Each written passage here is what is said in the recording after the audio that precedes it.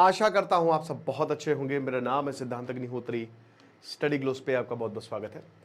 BRICS summit की बात करेंगे दोस्तों। पिछली बार कजान में जब ब्रिक्स समिट हुई थी तो इंडिया चाइना काफी करीब आ गए थे, सारे डिफरेंसेस खत्म। इस बार ब्राजील के रियो में हो रही है, बहुत खूबसूरत शहर है, वाह वाह वाह वाह। रियो कार्निवल होता रहता है वहाँ पे।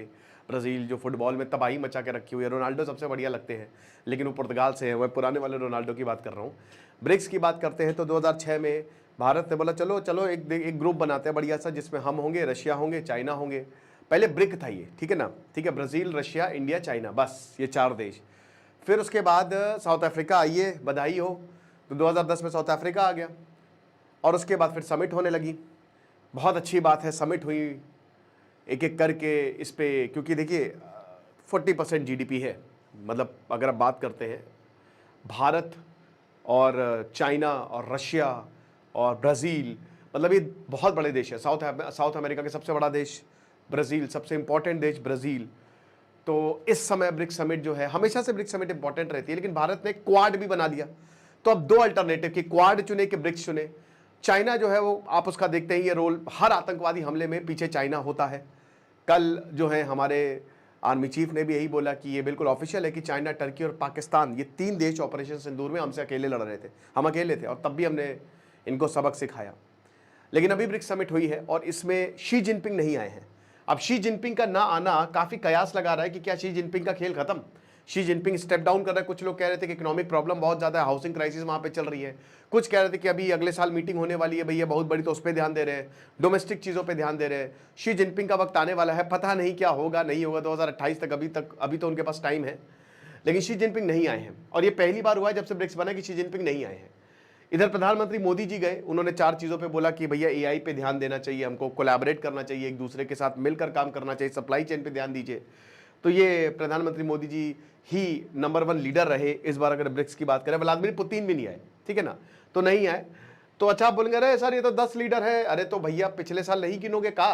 2024 में ईरान भी आ गया, यूएई भी आ गया, सऊदी अरब भी आ गया, इजिप्ट, इथियोपिया आ गया, इंडोनेशिया आ गया।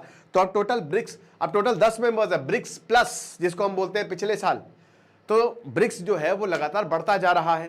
लेकिन ईरान पे ससुर हमला हो गया, क्या किया जाए, बात करेंगे। लेकिन आपके लिए, आपके ऊपर हमला नहीं होगा, डार्क साइकोलॉजी सब खत्म। दुनिया कैसे जीतनी है, मैनिपुलेशन टेक्निक सीखनी है, persuasion, influence, mind games, exploitation, psychologist doctor Mayurika Das ने बताया है। पॉजिटिव कूपन कोड यूज करेंगे, सिड 10 नहीं, तो आपको 50% ऑफ मिलेगा। सिर्फ आज के लिए ऑफर है, आज ये खत्म हो जाएगा 12 बजे।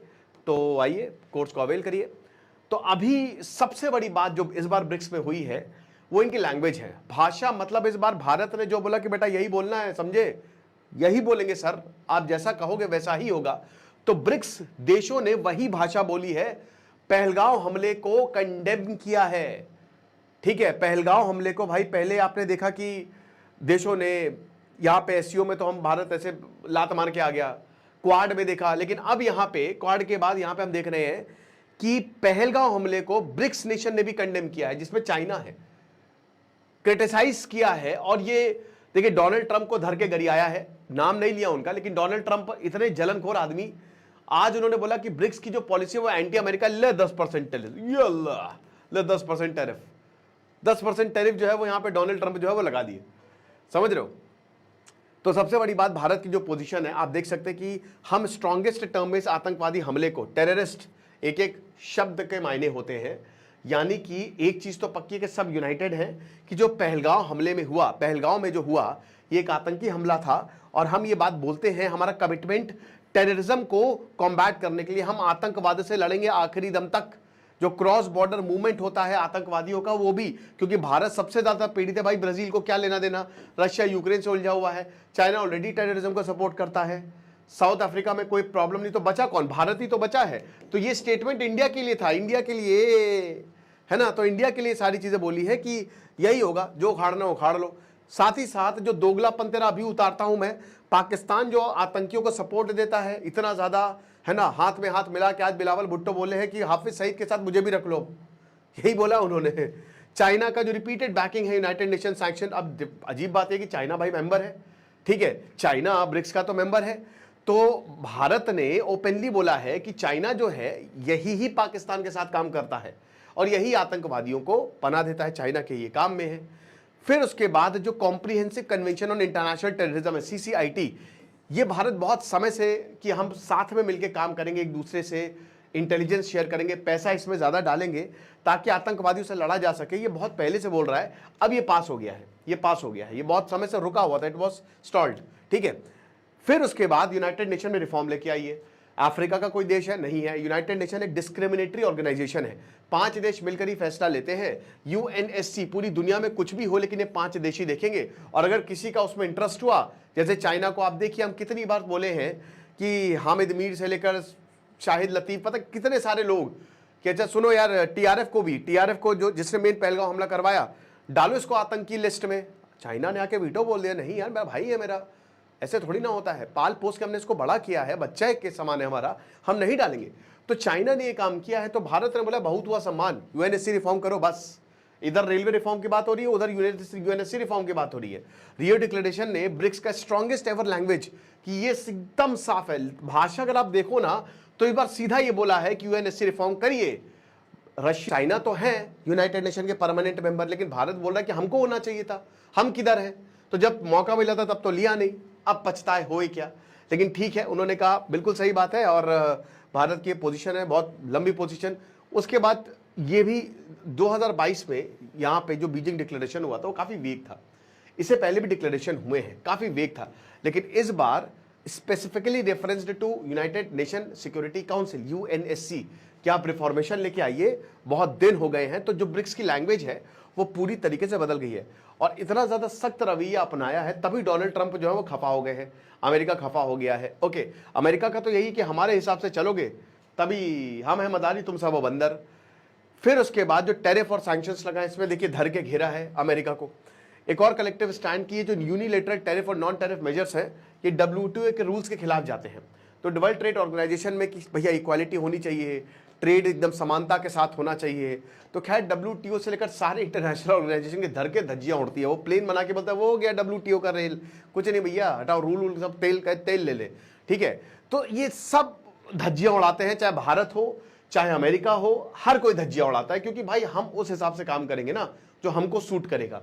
इसी वजह से जो है वो झगड़े होते हैं। जानवर यार अपनी टेरिटरी नहीं छोड़ते हैं, कुत्तों के मोहल्ले में कोई दूसरा कुत्ता आ जाए तो चीर फाड़ कर देते हैं। तो ये हम तो इंसान भी जानवर ही है एक तरीके से, तो वही ज़मीन और ये सब पैसे वैसे के लिए झगड़ा होता है। तो अब डिक्लेरेशन जो है उसने अमेरिका का नाम नहीं लिया, लेकिन जाहिर सी बात है और किसका नाम लेंगे, कौन टैरिफ कर रहा है? डोनाल्ड ट्रंप ही तो कर रहे हैं। तो भाई उनको घेरा है, नोबेल पीस प्राइज छोड़ो, पहले ये सब चीज़ें सुधार लो। फिर उसके बाद यही जो इकोनॉमिक मेजर्स लिए गए हैं इसको रिजेक्ट किया है, ये जो यूनिलेटरल सैंक्शंस है इसको रिजेक्ट किया, ये चाइना के लिए काम किया। भाई जाहिर सी बात है, बोला होगा कि आप हमारा आतंकवाद में सपोर्ट करो, हम आपका इसमें सपोर्ट करेंगे, लेकिन इंडिया जो है वो शांत रहता है। अच्छा, मिडिल ईस्ट का स्टैंड, क्योंकि भैया ईरान तो मेंबर है, तो ईरान की जहां तक बात करें तो भारत ने, अब ठीक है आपने पहलगांव हमले को कंडेम किया तो हमारा भी हक बनता है, हमने भी आपके ऊपर जो हमला किया था उसको कंडेम किया 13 जून को, लेकिन इजराइल ना निकले, इजराइल को हमने नहीं बोला कुछ भी, क्योंकि इजराइल हमारा दोस्त है, तो इजराइल को हमने नाम नहीं लिया। लेकिन हमला किसने किया था? किसने? अमेरिका ने, इजराइल ने, तो अमेरिका ने, भाई भारत ने नाम ही नहीं लिया था। अबे फिर क्या मतलब है ये, है ना भाई? अगर आप इसको कंडेम करो यानी कि आप इजराइल को लपेटे में ले ही रहे हो, लेकिन नाम तो लिया नहीं, तो नाम नहीं लिया तो चलो ठीक है, इजराइल बोलता है ठीक है यार, स्टेटमेंट है, कागज है, की फर्क पैदा है। तो यहाँ पे जो स्ट्राइक्स हुई है ईरान पे, इसको कंडेम किया। और उसके बाद जो न्यूक्लियर फैसिलिटी, ये जो फालतू की न्यूक्लियर फैसिलिटी पे सब दिखाने के लिए दुनिया को हुआ, उसको कंडेम किया। तो जो पुरानी ब्रिक्स लैंग्वेज थी, बस उसमें कंसर्न हो कंसर्न, आपत्ति, खेद, यही सब बोला जाता था। इस बार ऐसा कुछ नहीं हुआ। फिलिस्तीन और गाजा में यहाँ पे प्रो गाजा स्टैंड लिया गया। रशिया और चाइना है ना, इसलिए ईरान भी है, तो प्रो गाजा स्टैंड लिया गया कि ये जो ह्यूमैनिटेरियन एड है इजराइल ने रोकी हुई है। आज गाजा के हालात बहुत ख़राब है, सच बात है, एकदम भुखमरी के कंगार पे है। कहते हैं ना कि एक ह्यूमन मेड स्टारवेशन, और अगर वहाँ पे नहीं पहुँचे तो लोग मरने लगेंगे, और जो लोग मर रहे हैं तो वही चीज़ है। फिर उसके बाद फिलिस्तीन की बात की गई है कि गाजा और फिलिस्तीन एक है, और जो कंटिन्यूस इजरायली अटैक से गाजा बहुत ज़्यादा खत्म ही हो चुका, घायल भी नहीं हुआ है। तो वही बोला कि इंटरनेशनल लॉ को फॉलो करिए, और भारत का डिप्लोमेटिक अप्रोच इसी तरीके का है कुछ। तो भारत की जो स्ट्रैटेजी गेंस यही है कि एक तो जो बैकिंग हमको मिली है टेररिज्म पे, फिर उसके बाद जो लैंग्वेज अपग्रेड्स हुए हैं भाषा को लेकर ऐसी की तैसी, और उसके बाद जो यूनिलेटरलिज्म है ये भारत के लिए है। अभी कितना कारगर साबित होगा, एक ब्रिक्स करेंसी की भी बात चल रही थी कि ब्रिक्स अपनी करेंसी निकाले, लेकिन बात चलना वो वही बात है ना कि सोच रहे हैं भैया यूट्यूब चैनल शुरू करें, ठीक है करो, फिर किसका इंतजार है, नहीं नहीं करेंगे बाद में, सोचने से काम नहीं चलेगा, आपको एग्जीक्यूट करना पड़ेगा। ओके, तो यही चीज है। तो अभी मिडिल ईस्टर्न पॉलिटिक्स को लेकर या फिर वेस्ट एशियन कॉन्फ्लिक्ट्स को लेकर भारत वैसे तो बैलेंसिंग एक्ट करता है, लेकिन दोस्तों अब वो वक्त दूर नहीं, इंडिया हैव टू चूज कि भैया इनको चूज करना पड़ेगा कि आगे आपको क्या करना है। बाकी आप हमारे ये सब डार्क साइकोलॉजी पूरी दुनिया में चल रही है, तो अगर आप इसको सीखना चाहते हैं कैसे काम करती है, तो आज ऑफर का आखिरी दिन है, पॉजिटिव कूपन कोड यूज करें, आपको 50% ऑफ मिलेगा। 1000 रुपए का कोर्स 500 रुपए में। खुश रहिए, पढ़ते रहिए। दिस इज सिद्धांत अग्निहोत्री साइनिंग ऑफ।